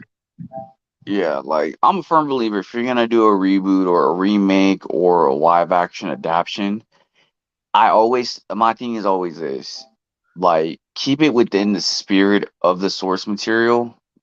You know what I mean? It's okay to make certain changes, but when you make like changes that drastic, like super drastic, then of course, you're gonna get some backlash behind it. You know what I mean? Like you can't expect everybody to be okay with said product that you put out. Some people are gonna like it, some people are gonna hate it, and that's okay. You know what I mean? As long as you It's, put out a good product, who gives a shit?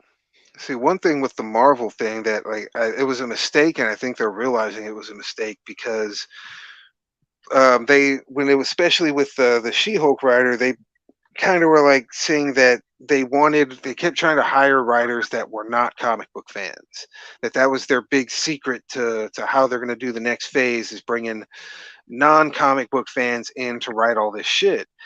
And they kept doing that Yeah. for a bunch, and it started out good, but then it kind of didn't end good. And so now when it came to like the I think especially with Blade, the uh guy behind Blade was like, no, we're reading this, we're reading that, like comic book stuff is super important. And so some of the later stuff is like they're putting it out there like, no, comic book readers are going to be involved in this. They're realizing like you fucked up. If you don't know Yeah. enough about the source material, you can't make a good enough story. You're just not going to be Yeah. able to tie shit together right. Yeah, and I'm still trying to like figure out what the fuck they were thinking with that shit, with trying to freaking hire non-comic book people to write some of these stories. Like, I don't know what the fuck they were fucking thinking with that bullshit. Even even anybody could have told y'all from a mile away. That's the biggest misstep you can freaking take right there. Is doing Uh, some shit like that. I think You know? what's her name? Uh, Jennifer Lewis, the Hunger Games bitch. Oh, Jennifer Lawrence. Jennifer yeah. Lawrence. Like when she came out in that interview and said like she couldn't even name 5 X-Men, like dude, it was, and like Definitely. I was so annoyed because it's like it's almost like you think it's cute to not know this shit, but it's like, dude, you need to know the source material. And then when you watch, what is it, the Apocalypse movie, and it's like the whole thing opens up with her trying to save her rape baby. If we leave off from where the last movie was, and you look at all the shit, her and that red fucking demon guy, who we know is her father, who we know is the parents in the comics, they're Man, fuck Azazel. like they were basically forced to have a kid together. She Yeah. rescued that kid, got him someplace safe, found out he wasn't safe, and went back there to rescue him again.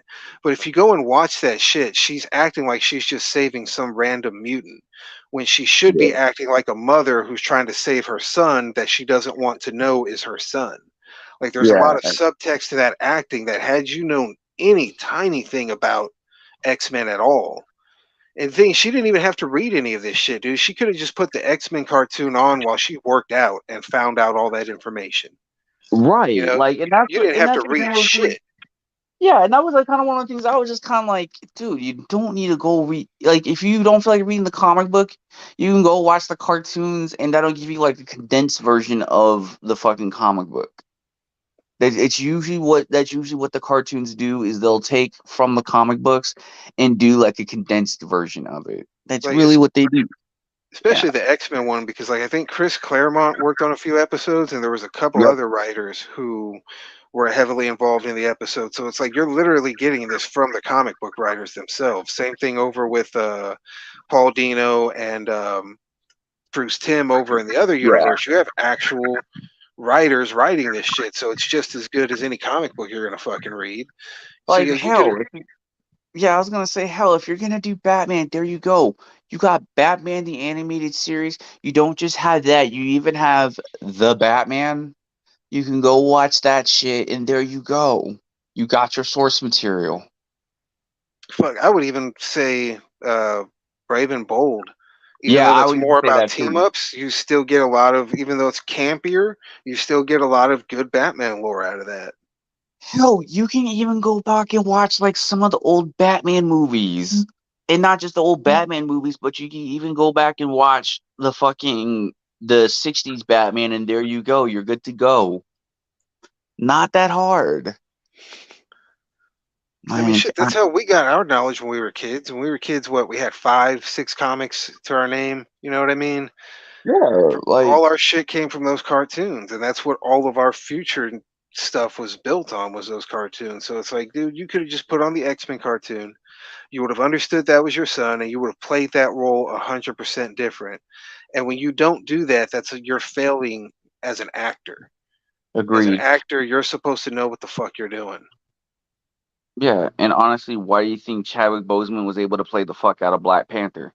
Because he went back and like he not only read some of the comics as a kid.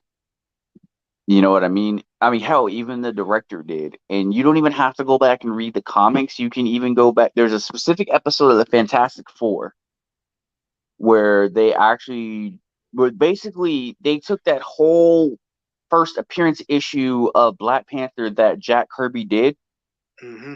and basically threw that into one episode. They threw it into one episode of Fantastic Four. And that would have been enough. You know what I Well, mean? and there's that second Avengers movie Yeah, is Ultimate Avengers 2. I was actually going to bring that one up too. I was even going to say you can even go back and watch Ultimate Avengers 2 because it's basically Black Panther's front and center in that fucking movie. was wait, was that the one that where, because there's one that involves, and as he was still called, M'Baku the Black Ape, but I don't remember if it was that movie or if it was Earth's Mightiest Heroes, the It was series. Earth's Mightiest Heroes. It was, okay. Yeah, Earth's Mightiest Heroes. Yeah, that which, by the way, that's a very underrated Avengers cartoon. Dude, that's such a Very good cartoon. fucking They good. have so much going on in that thing. That's such a damn good cartoon. So many good characters that are brought into it. So many lesser known characters like M'Baku, Yeah, which and now their version of M'Baku was like genuinely a villain versus, it was you know, spot on, just like the comic. And I was pissed when they canceled that fucking show and replaced it with Avengers Assemble. yeah. Like the fuck, man. Like I'm not even gonna get started on Avengers Assemble and that monstrosity. That was fucking trash. But I watched some of it. I think it was not as good as the other one, but it's definitely not the worst one out there. I would say true. the two that I put up as worst from the '90s era, I would say Oh would be boy, the yes, Avengers, just yes. because like they were all over the fucking place with that. And That cartoon was only used to sell action figures. then of course, to me the worst, most egregious one was Wolverine and the X-Men. That was that one, I'm not gonna lie, like it had potential, but there was just some things that I feel like it lacked on, and I think if they did a season two, it would have gotten better. See, here's the thing. I've watched the whole thing and it's entertaining, but the shit that bothers me never stops bothering me. And like I do not like anything that portrays Cyclops as a bitch for one. Like Yeah, I like that Soldier was Boy annoying. Cyclops. And so when they portray him as a bitch just to get Wolverine front and center, I already don't like that. But then the thing that bugs the shit out of me is White Forge. Like really? Of all the racial swaps in the world we could do, we're gonna fucking take an Indian man or a Native American character and turn him into a white guy. And not only just a white guy, but like the dude looked like Tom Green. Dude, tell me I'm lying. Did he not look like Tom Green? Tell me I'm lying. But yeah, Like, dude, that's exactly that's come on pretty much now. how I feel about it. And yeah, Dude, and it sucked because it was like, for me, I'm like, wait, isn't Forge Apache? I don't. Like last I checked, he was an Apache Indian. Like he was an Apache and Native American. Like what the fuck? Is What the he fuck? Apache? Yes, he's Apache. I thought it was a Yeah, different tribe. no, I he's knew he Apache. was native, but I thought it was a different tribe. No, he's Apache. Huh. I actually looked it up. I looked it up a few weeks ago because I was trying to look up some info on Forge as far as like how his power worked. Because at first I was thinking, is he actually a genius intellect, or is it like he just thinks of the weapon and builds it? You know what I mean? Like, because I was trying to try to fully understand like how his powers work. Right.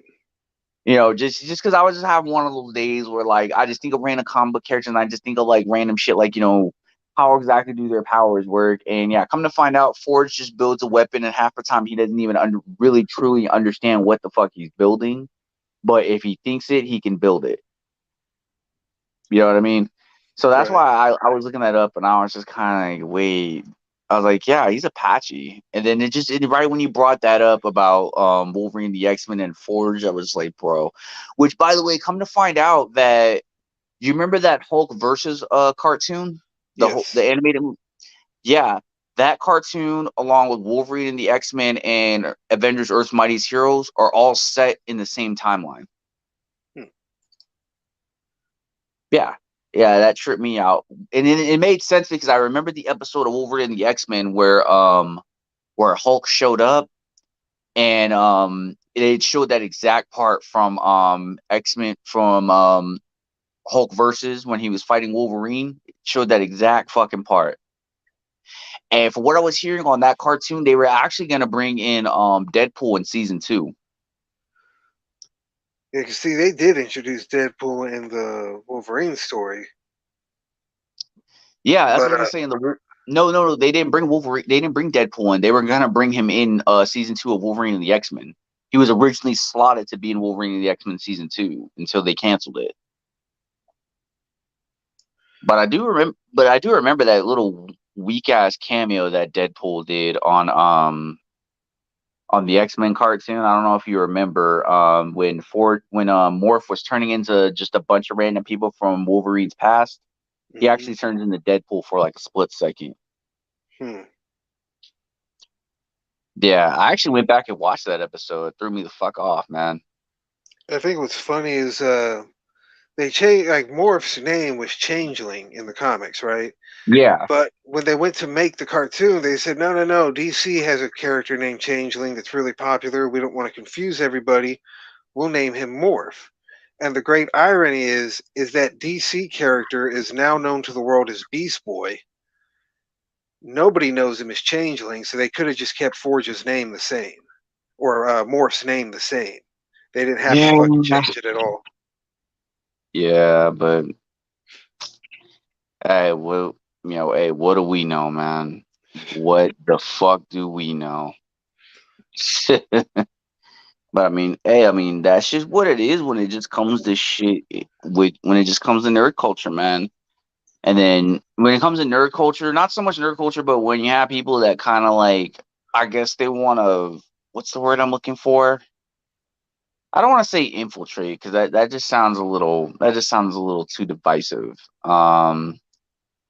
I do think there is a trend of like people who are new Yeah, to something feeling the need that they need to like up their game to like get on somebody else's level and it comes to a point of belligerence. Like I've had way too many arguments with youngsters who like all they're very knowledgeable, but I can recognize that the knowledge that they came from comes from Wikipedia because I read the same fucking article. oh yeah, So bro, facts. Like, so it's like there's a lot of people who I think feel the need to overcompensate and try to become like there's this weird thing like there's a everybody wants to be king of the nerds and it's like dude there's no king, we're yep, all just here. This isn't a right, competition. dude. That's how I feel every time I'm in my little fucking death battle group.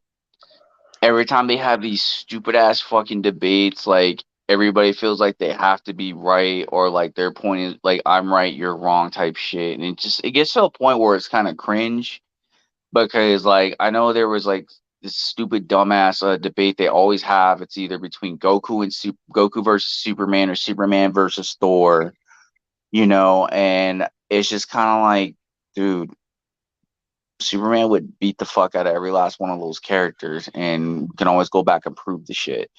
And then they always bring in that new version of Thor. I think it was like Rune King Thor. And like, I guess they try to do Superboy Prime, and it's kind of like, you do know Superboy Prime is that broken of a character to the point where not even magic or reality warping works on the character unless it's from his actual universe. But yet some people still want to debate the shit and be like, no, I have to be right about this. I have to be right about that. And it's like, yo, man. Bro, facts, Wolf. Fucking facts. That group is fucking trash, dude. It is fucking trash. That's why I hardly even post on that shit. Yeah, Wolf knows who the fuck I'm talking about, bro. It gets to the point I don't even bother trying to debate shit with anybody anymore, bro. Like, I stopped debating shit with people in that group because half the time they don't know what the fuck they're even talking about. And it gets to the point I'm just like, you know what? I'm gonna let you have it. I'm gonna let you just have this fight. Cause like one fight that like really where like this dude really thought he had me on, and it was the Kryptonians from Man of Steel versus the all seven Avengers from the first Avengers movie, not any other movies forward, just the Avengers movie. And this dude sat up here and tried to tell me why the Avengers would win, and I'm kind of like, you do know the Kryptonians move so fast it looks like they're blinking, like they're fucking teleporting. Like they have a huge speed advantage over the Avengers and a strength advantage. They would fuck them all up. But yet this dude tried to be like, oh, why are you comparing their speed to them? What, killing humans? And I'm like, no Avengers on that movie have yet to show any speed feat to compare to the Kryptonians. So like, what are we even arguing about? You know what I mean? So it's like that person's like really trying his damnedest to be like the fucking king of the nerds and shit. It's like, get the fuck out my face, man. Yeah, when it comes to what do you call it? When it comes to certain things, I think people need to understand that different universes have different power structures. And to me, one of the things I like about Marvel compared to DC is that their guys aren't as overpowered. Right, Everything's not quite as over the top versus to me when you look at Dragon Ball Z, everything is that's as umpteenth to the top as you can possibly get. Like the shit that they do is ridiculous and it's so hard to compare to what anything else does because like when they travel damn near faster than the speed of light as they're moving around fighting, but then it takes them 20 minutes to get across around the planet. Like so right. these guys can move faster than the Flash or Superman in short distances, but the moment it's long range, suddenly all that changes and it's like the math there doesn't make sense and it's like you have to understand each universe plays by its own rules. And Right. so it's when I put stuff together, like 'cause I have that drawing that I did of Blanca and Wolverine. If I were to pin those guys against each other, I would put Wolverine's healing factor down to like 10% in order to Right. make it a fair fight. Yeah, you would have to. And so to me, when you're going universe to universe, yeah, you have to make certain little adjustments because everybody's fighting in different things. Just like I think most of the X-Men are probably more powerful than like most of the Capcom characters. But when you look at Capcom, it's a fighting game. They do nothing but take ragged, rough fucking beatings. So even Yeah. though that like Yeah. Marvel's attack is higher, over here their defense is higher. It's like you kind of have to figure it all out. Yeah. Case in point, bro. Fucking whatchamacallit? Um the fact that you have Zangief being able to go toe to toe with the Hulk. Make logical sense.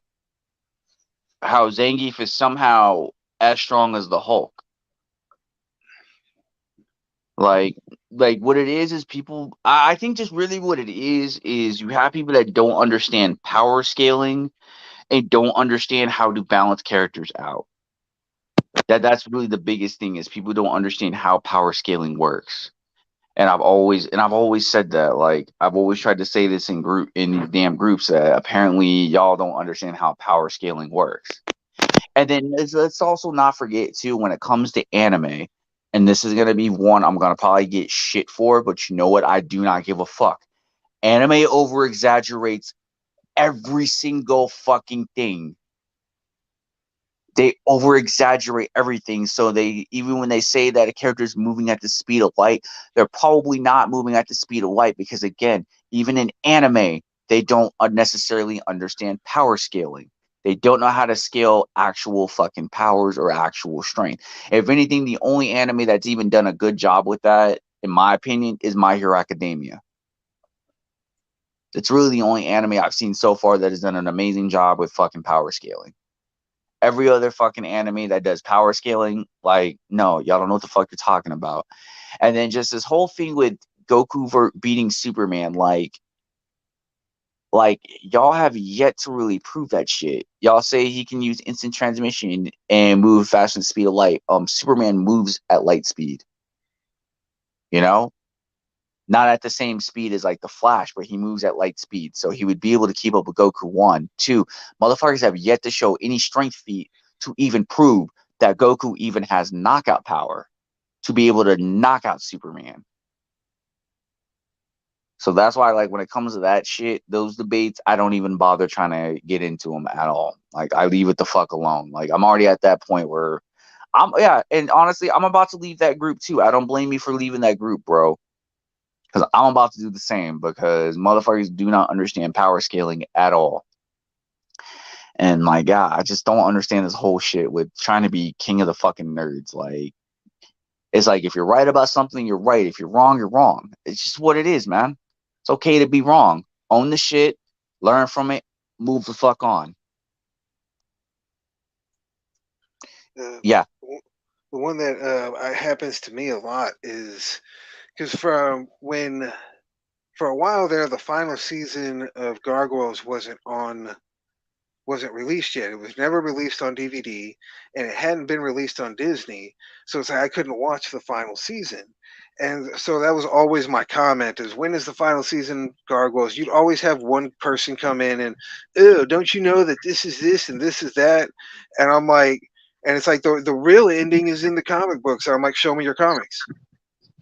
Yeah, right. I'd send a picture. Here's my comics. Show me that you didn't just read that off of Wikipedia the way I did. Not one person has ever been able to have any fucking follow through. And it's like, yeah, dude, because you're reading an article that was written from the perspective of adults at that time. That the opinion of children was not taken into account because this fucking article, the Wikipedia page, has barely changed in the past 15, 20 years. Are you fucking serious? Yeah, the Gargoyles one, it's only had like recently had information added on about the new comic book series that just started. That page hasn't changed in like 10, 15 years. So there's there's a part of it that says that the final season wasn't well received because it was more childish and blah, blah, blah. And when you look at it from an adult, you see where that was true. But when I remember being a kid, the reason it didn't go over well is just because it changed channels. We weren't used to it being on the same channel anymore, and that fucked us up. Yeah, and that parts what didn't really have Elisa and Goliath as, like, front and center. It focused on all the other characters. Right, which I understood, like, because there was that one period in the story where it only focused on them, so they wanted to switch to some of the other guys. A lot of it to sell toys, most likely. But to me, it wasn't bad. And like I said, that article all that's based on, it was like from an adult point of view from a long time ago, and it's like that's not how the people growing up with it feel. So for somebody 10 years younger than me to try and tell me how shit is because they read it on Wikipedia, it's like, dude, shut the fuck up. Either show me your comics or kick rocks. Yeah, just like you got some of these young kids that like act like they know everything about fucking Thundercats, and they don't know fucking jack shit.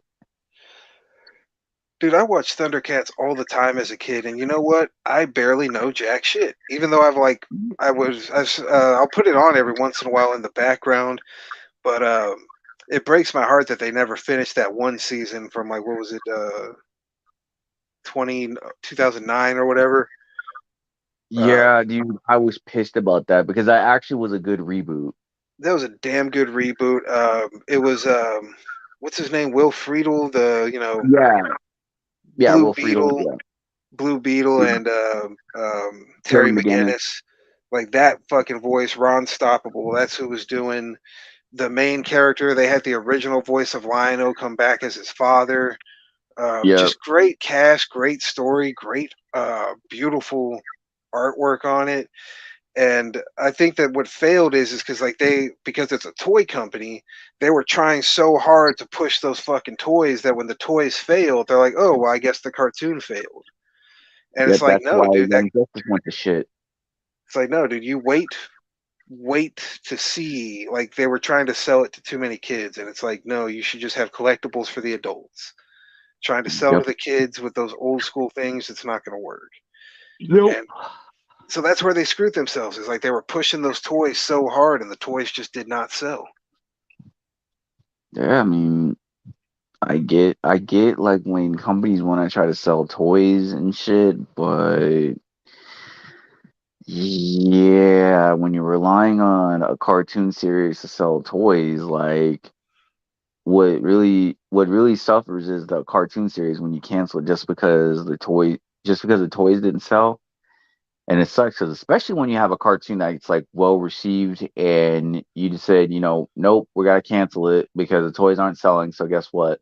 This cartoon's probably not selling either, so we gotta let it go without even really looking into it and doing your own actual fucking research.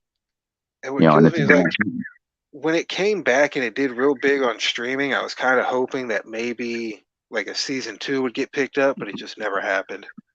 yeah, yeah, that sucks when that shit happens. I mean, we got lucky with Young Justice, but then again, I mean, And see, what sucks is like I wish if they want to cancel it, but like cancel it and let them finish it. Don't yeah, just end it on this note. Tell them, hey, you got one more season. This is it. Go finish up your story. yeah, that's what I at least want Young Justice to do is be able to finish up the entire story because they canceled that shit on a cliffhanger, and Yeah, I'm like just Justice like League y'all got a had, fucking solid ending, man. That's all we want. It's just an ending. yeah, I was fine with the Justice League ending. Like that was one of those endings that I was content with. I was very content with that ending. Like I was like, you know what, this is actually a pretty decent stopping place. Yeah, Man, but because yeah, they kind of somewhat ended their conflict with Darkseid, which was good enough for me. the Young Justice was great. That last season got kind of it slowed down a little bit more than it should have, but I still think it was a great season. I'll still always talk about how I think that they approached the by approaching the trans situation as an allegory situation. I thought was great because that same allegory applies to me as a biracial person, and that's what makes allegories great. Is it can mean different things to different people. Yeah. So I think they approached a lot of shit better than they do in the comic books, smarter and more well-handed, even-handed. But like, yeah, dude, like it deserved at least one more fucking season for all that it, you know, gained up to this point.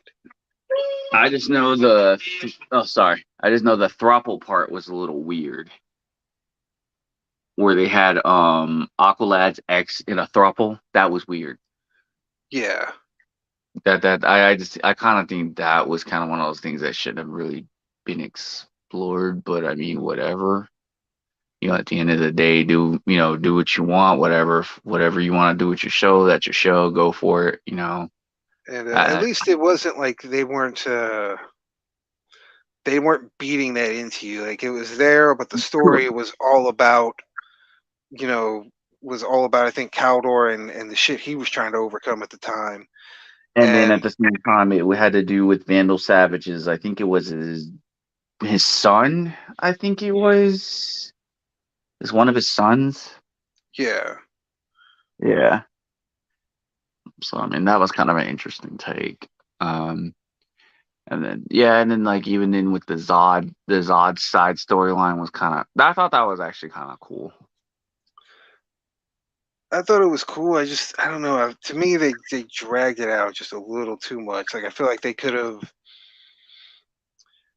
I don't know. They could have done just a little bit more with it, but Yeah, it is what it is, man. it was just a tiny bit underutilized. Because like when I was seeing all that, I was like, oh, dude, it's about to be a Kryptonian slapdown showdown, like, and it never really was. Yeah, like I was hoping for this big ass fight, and it was a little bit of a letdown. And then I don't know, but can we talk about the fact that freaking they kind of they nerfed the fuck out of Superboy for no reason? Can we talk about that? Yeah. Yeah, I'm always gonna be a dick about that. That's like the one thing I will never ever forgive Young Justice for is nerfing Superboy.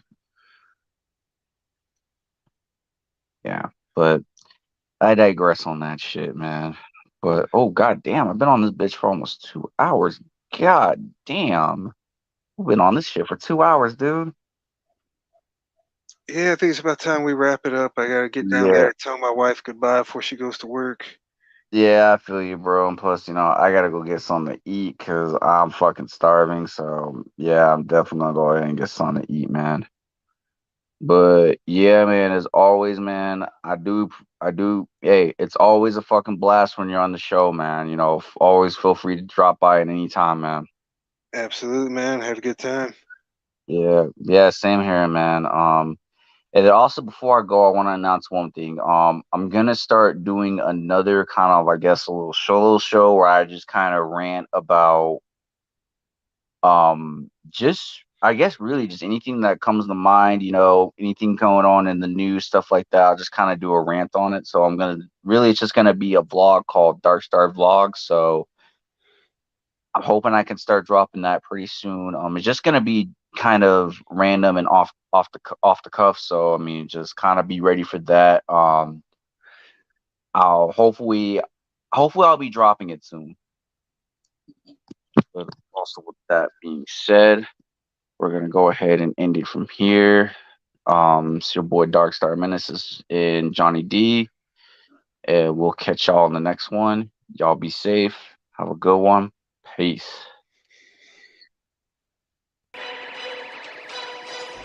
Thank you for watching the C.A.N.S podcast. Please feel free to like, subscribe, and share this video. Until next time.